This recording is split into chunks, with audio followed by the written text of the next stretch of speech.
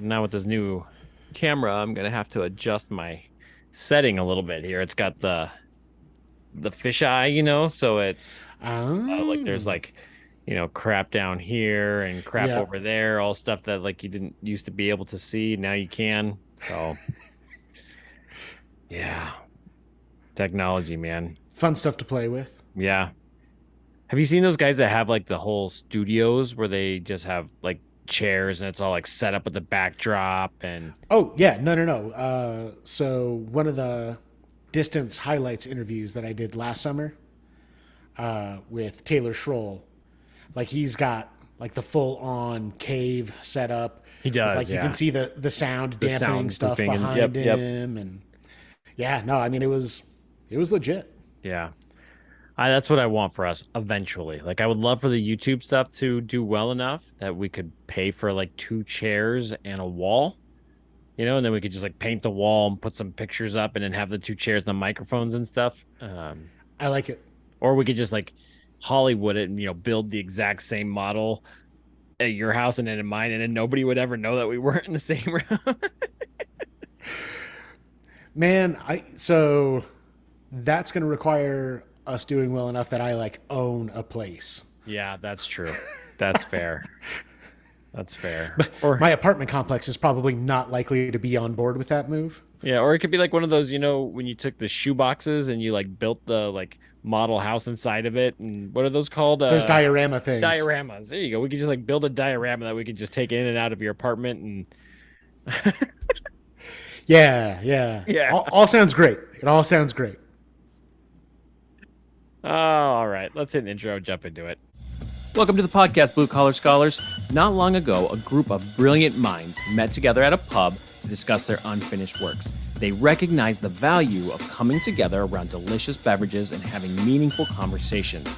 That group was known as the Inklings. The Inkle Do podcast here, we're working to be the second iteration of that group. So, pour yourself a craft beverage, pull up a chair, and join the conversation.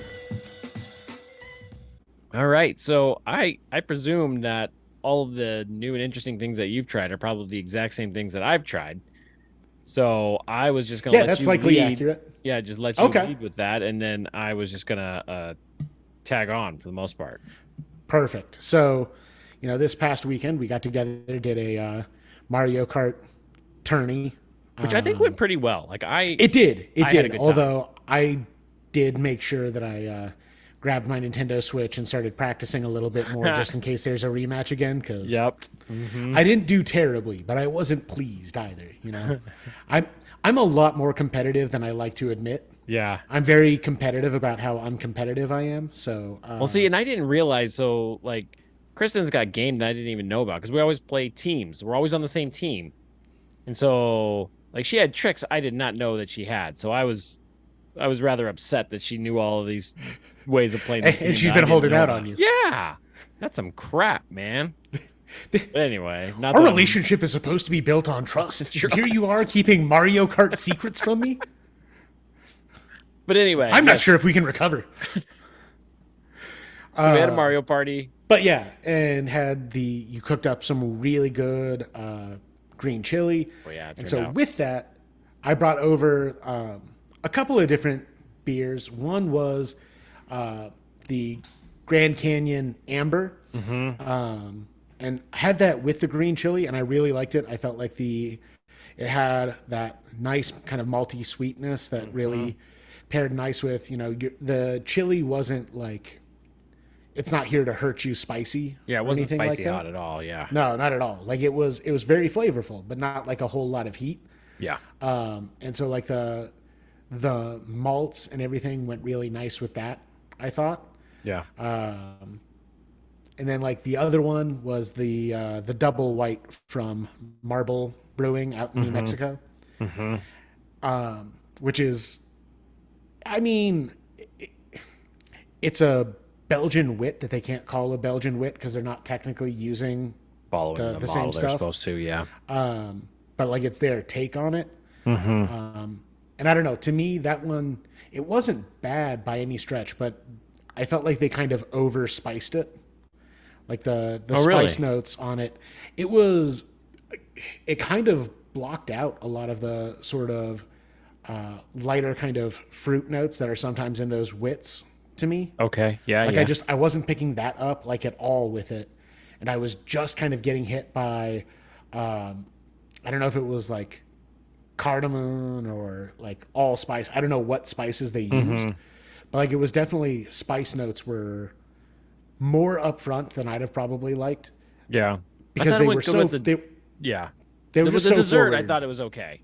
Yeah, no, it worked all Like right it. with an apple crumble and some vanilla ice Yeah. cream. Although to be fair, for me, most things will work pretty well with an apple crumble and some vanilla ice True. cream. Yeah. Like I'm That's not how going it to be all. mad about almost anything else that's happening at that point. Right.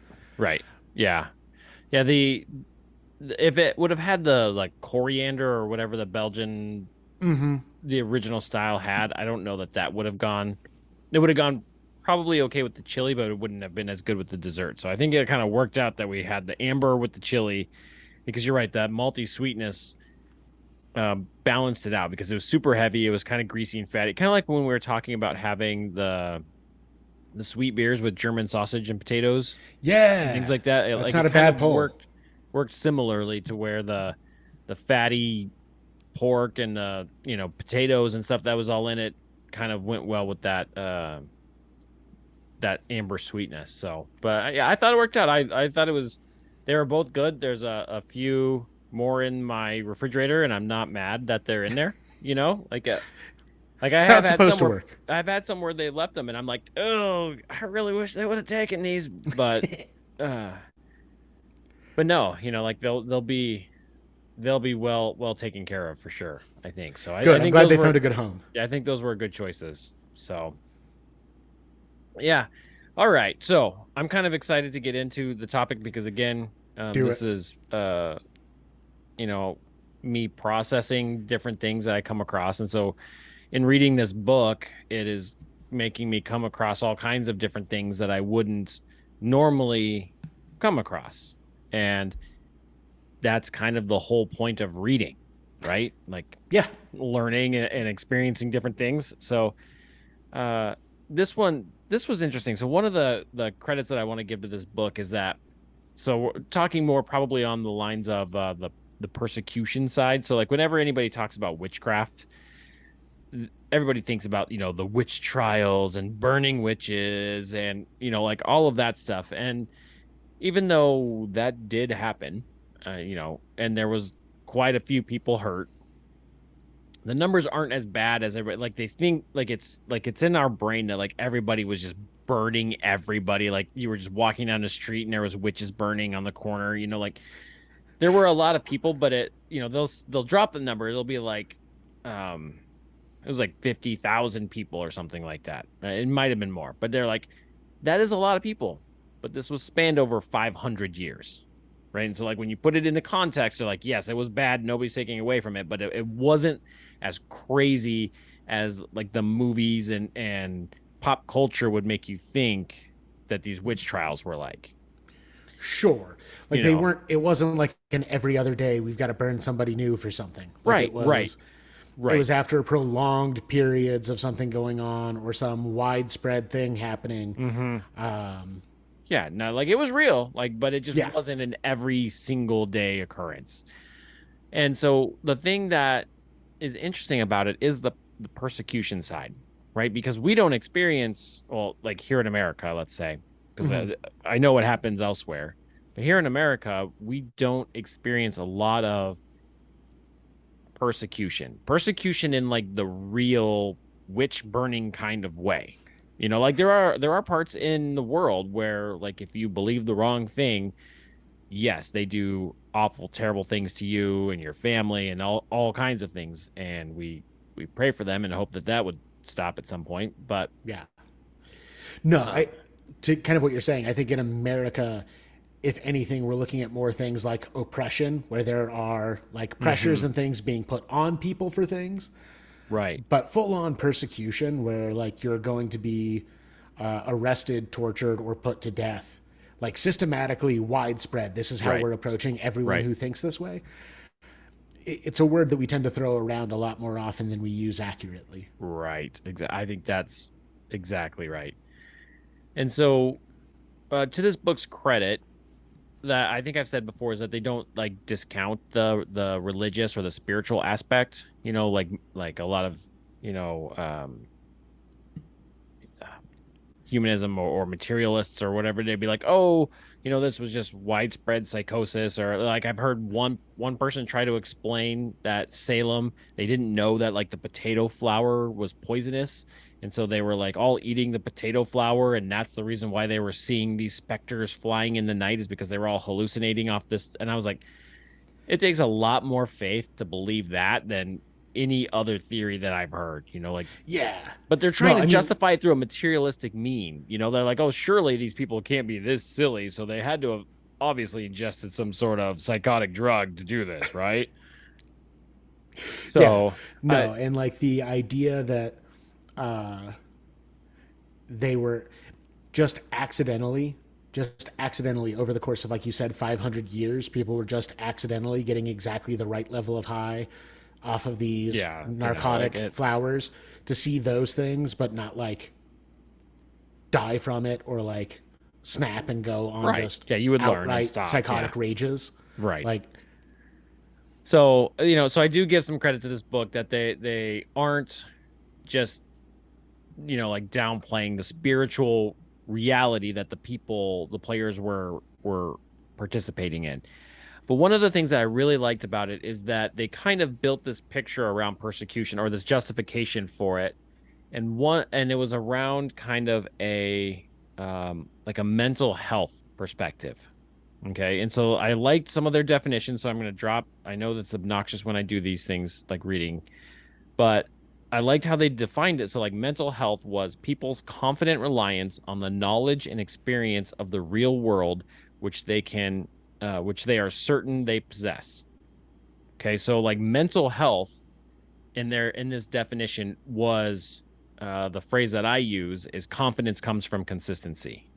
So like you can step outside and know the sun is going to rise, and you know it's going to go down, and you know that in June the rain is going to come, and then your crops are going to grow, and there's this rhythm to the world that is consistent, and you're confident in and you get your kind of mental health from the consistency of your life. yeah. And I think so. As I was reading the definition, like that was one of the main things that came from it. But the other part of it to me too that I think is kind of there is again that idea that there's a certain level of confidence in the why. Like I might not know exactly what the why is, in the same way that like I'm not confident I could explain how the electron firing from my brain gets my heart pulsing the way it's supposed to Sure. without me thinking about it. Yep. But I'm confident that it's all happening. Right. You know what I mean? Like I'm confident that there is an actual reason behind these things, Mm-hmm.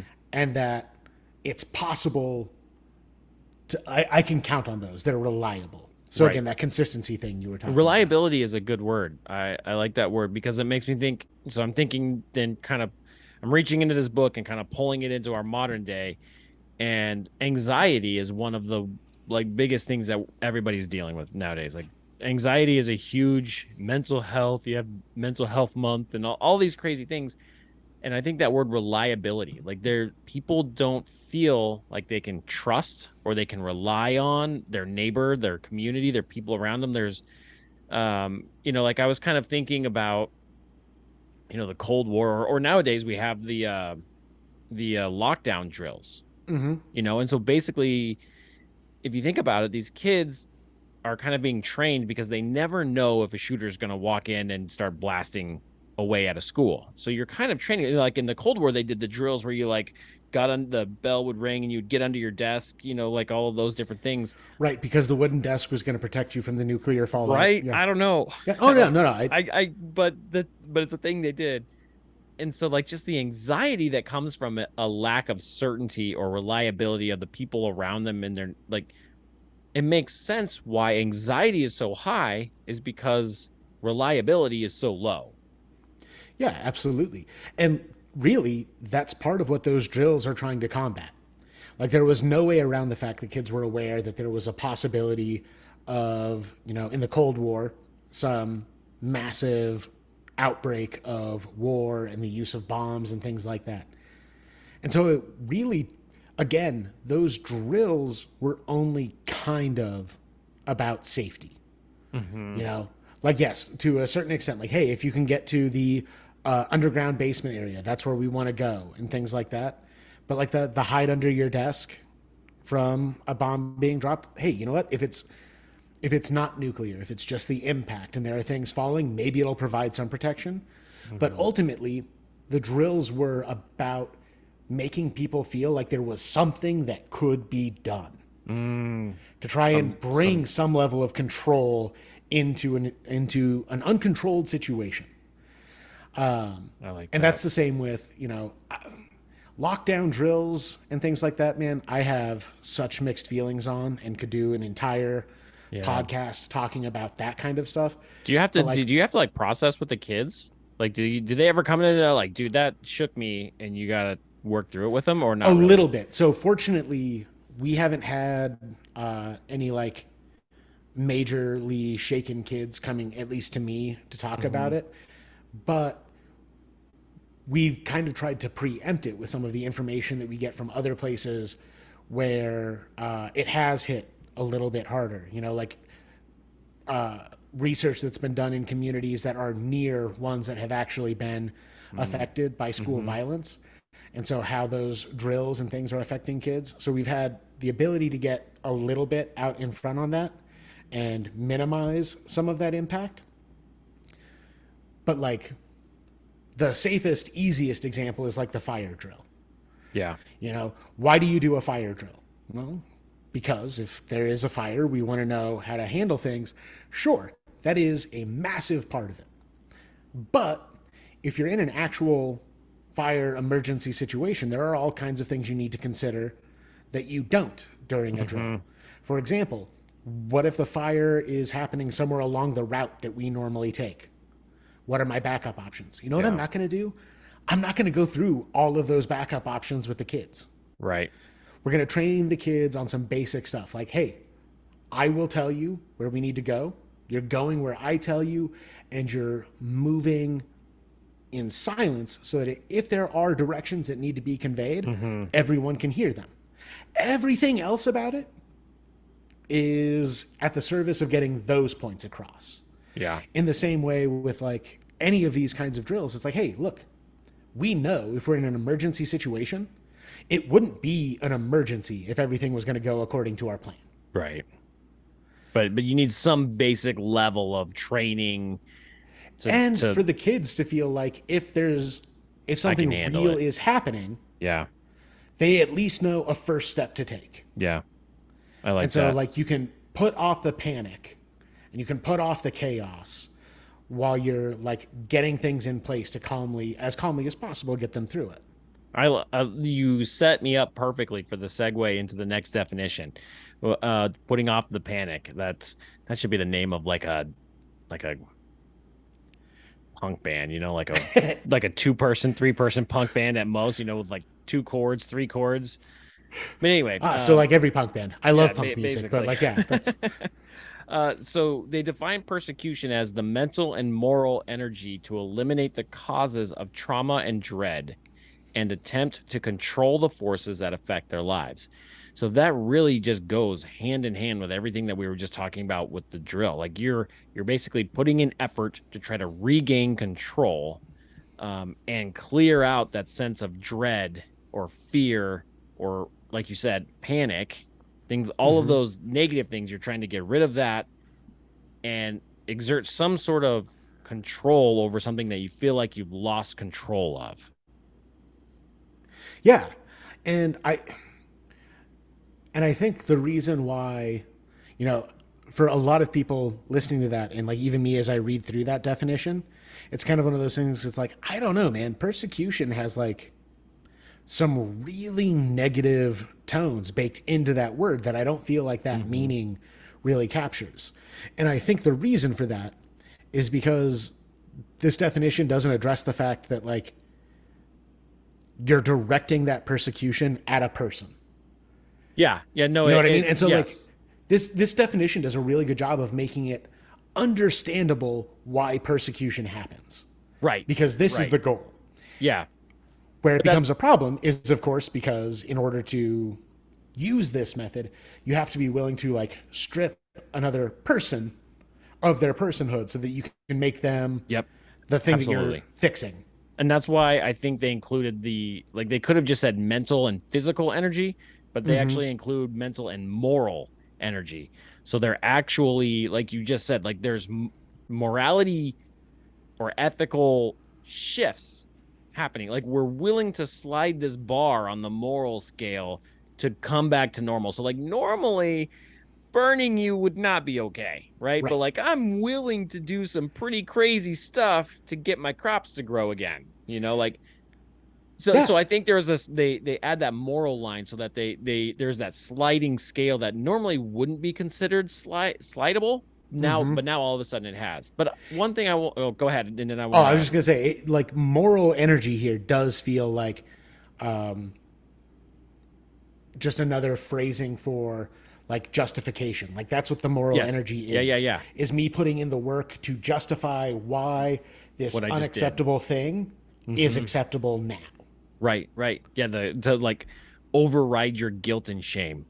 Right. Yeah, so that's energy. And but also like one of the things that I think like when I was reading this, I was thinking that there's also a disposition that's here too, because again this is explained in the book but not in my notes because I'm summarizing, but they're talking about a long period of time, right? So like if you Mm-hmm. walk by and you stub your toe on the couch, you don't then just persecute couches for the rest of your life because it Right. stubbed your toe once, right? Out there burning couches. Why is he burning his couch in the street? But Because couches are the source of all stubbed the toes, and therefore they must devil. pay.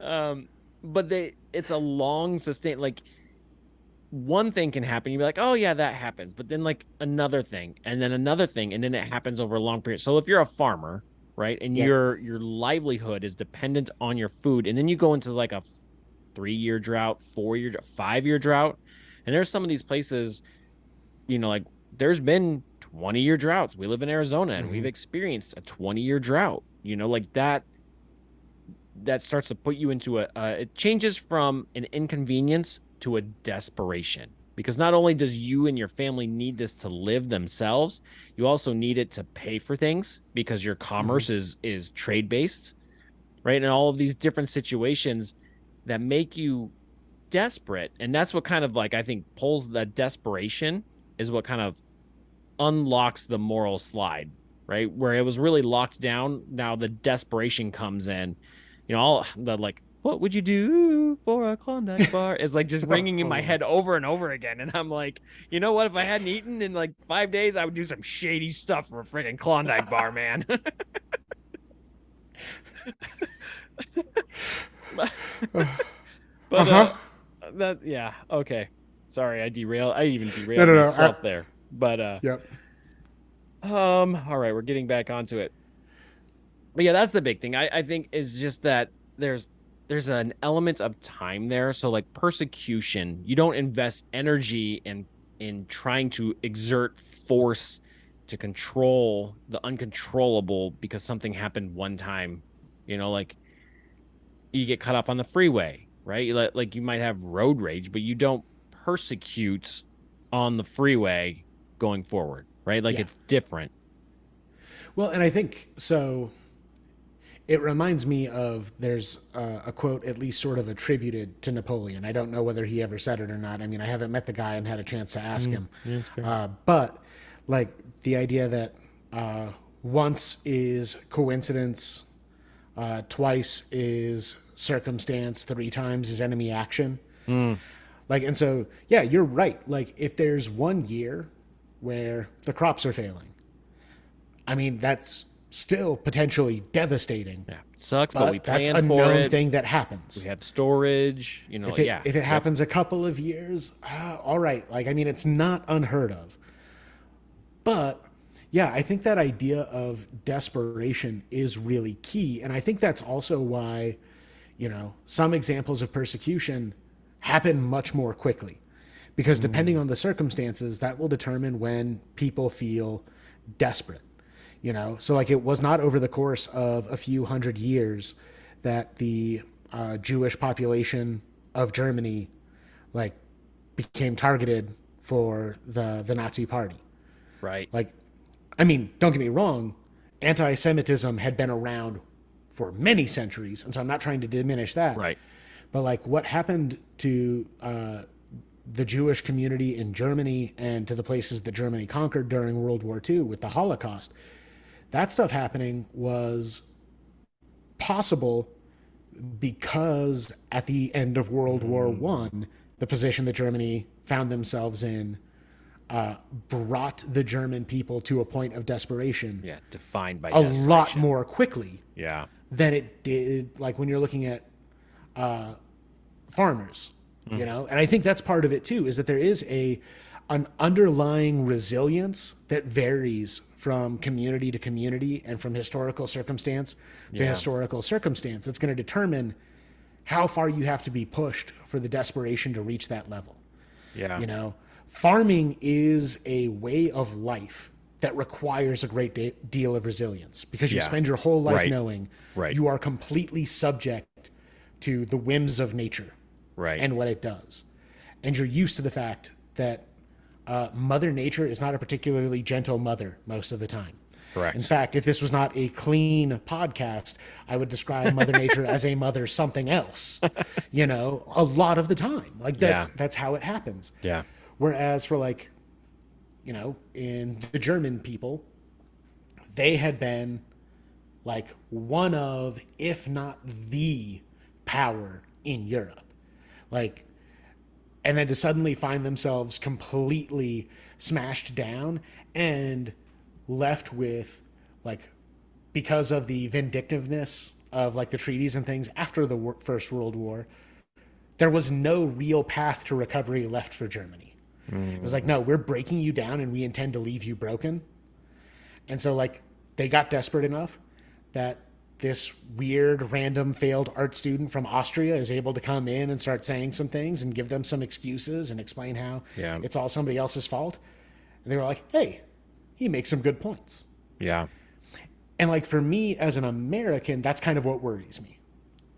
Is because, we can get all judgy and sit on our high horse and feel very confident that I would never subject people to, what was going on in Salem. I know better than that.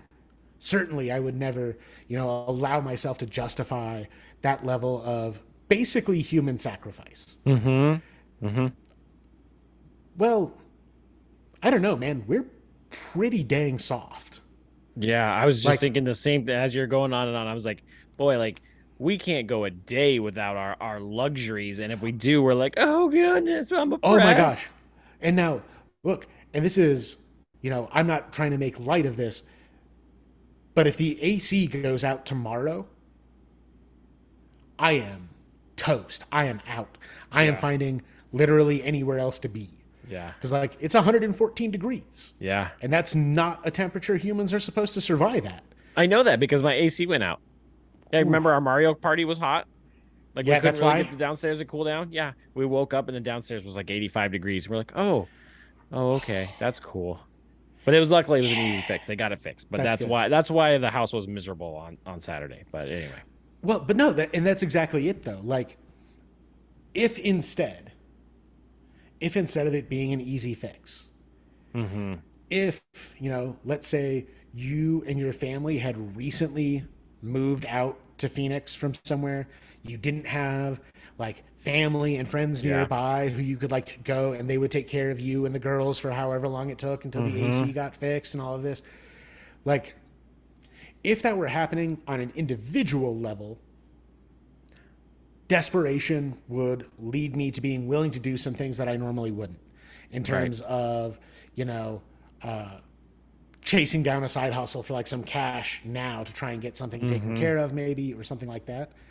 But if it was citywide, like there was a rolling blackout through Phoenix, Arizona, I mean, it wouldn't be that long before like full on looting and stuff was happening.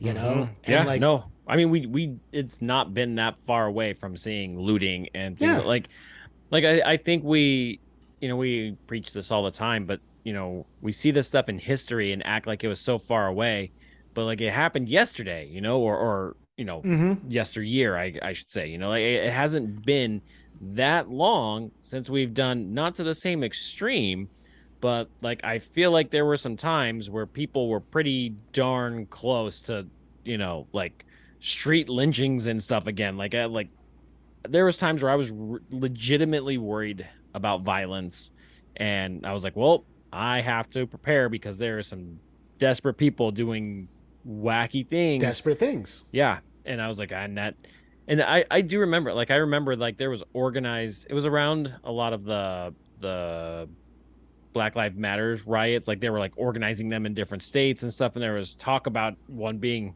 even up here. And this isn't a statement on Black Lives Matter. I'm just, that was the situation in which there Mm-hmm. was rioting and it was getting close. They were going to do it up here, and there was gonna be like they were gonna turn over car, like, and all this stuff. And I was like, oh man, like this has gotten crazy. And Sure. I felt this desperation in the air, and I was like, that's when bad things happen. Like I don't ever like sadly, I don't talk to my brother a whole lot.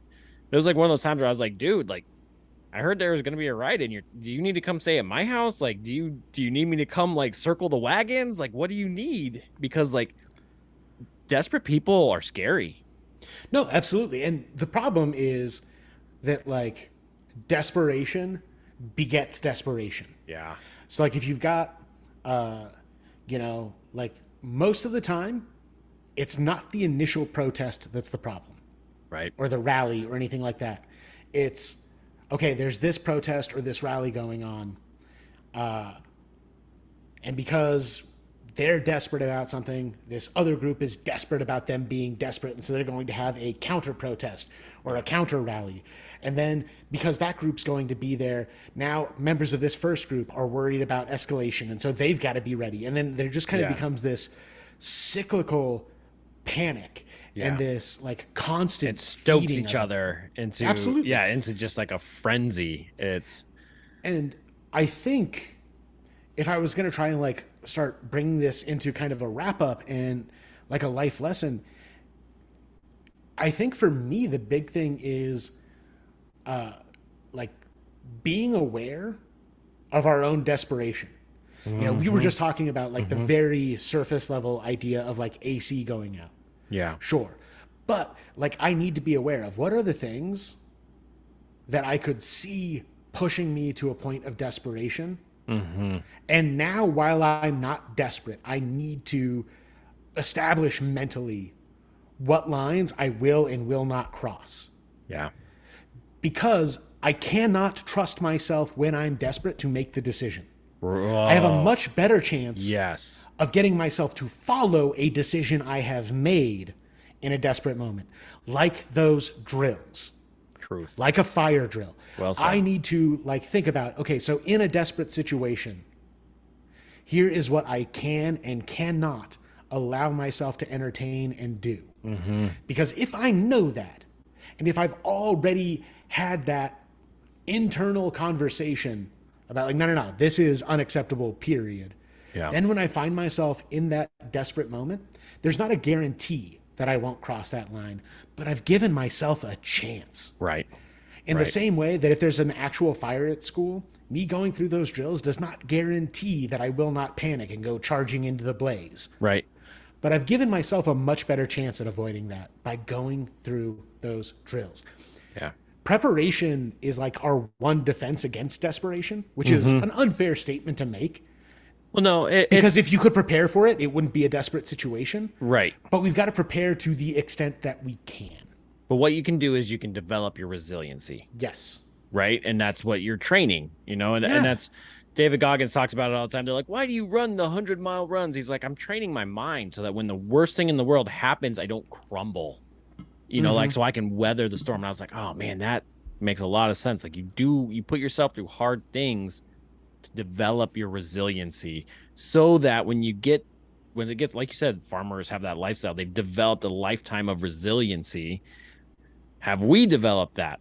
Probably not, I don't feel confident. I don't no. feel confident in it either. For my life lesson, I always kind of take these things and I always internalize everything and I look at me and say, hey, how does this apply to me? And I know not everything does, but one of the things that I've learned a lot is that I self-sabotage. Mm, And so like the even inside our own brains, we have an idea of normal. And anytime our normal gets shook up, we will sabotage ourselves or like encourage ourselves to get back to normal. So like if you're like, "Hey, I want a better job," and you start working towards it, but if you haven't like done the deep work and the identity work and all of these things to establish what normal is, you'll start self-sabotaging so that you end up right back where you were. Like cuz you want normal. And so what we want in our community around us is also what we want inside of us. So like mm. if you want to impact your local your family community or your expanded community, you kind of got to do it inside first so that you don't self-sabotage. Like that's been one of the big things. So like when I was reading all this stuff, I was like, oh man, like I do that locally inside of me as well as in the community. Like I like exert force for control to get to normal or whatever I believe normal is. Yeah, absolutely. And that idea of like the almost so like kind of the internal parallel would almost be that idea of like those invasive thoughts. Mm, Where like that's kind of the persecution, this thing that comes in and that's not actually it, but as you're in the middle of this, it's this thing that won't leave you alone because there's something wrong and I need to bring it back yeah. into, and even when it's a positive thing that's happening, like you Yeah. said, then the self-sabotage kicks Or you in can be like, because yeah, you don't deserve this. I'm too stupid. I don't deserve a job like that, and then you this persecute is for other yourself people. basically Yep. until you get back to where you believe you should be. And then you start, yeah. It's crazy, man. It's crazy. But it's this stuff is interesting to me. It's good. It's good. All right. Um I have no witty segue for coffee, and it's so disappointing to me You right know now. why? You Why? know why? Because you haven't had enough coffee. You haven't had that brain juice, that caffeine to There you keep you go. There you awake. go. You're petering out early because you need that good Inkle Dew coffee to fire you up. Abso-freaking-lutely. I'm so jacked about it right now. Like that was an exciting one. Well done, AJ. Like I There want we to go go, man. drink my own coffee right now. I'm like, Good luck getting to bed afterwards, yeah. but So if you're as excited as I am, hop on that website, buy some coffee, support some meaningful conversations. We really would love to roast some coffee and ship it to you. So please do that. Got anything else on your brain there, man? nah, man, I'm good. Right on, right on. With that, we will say Adieu.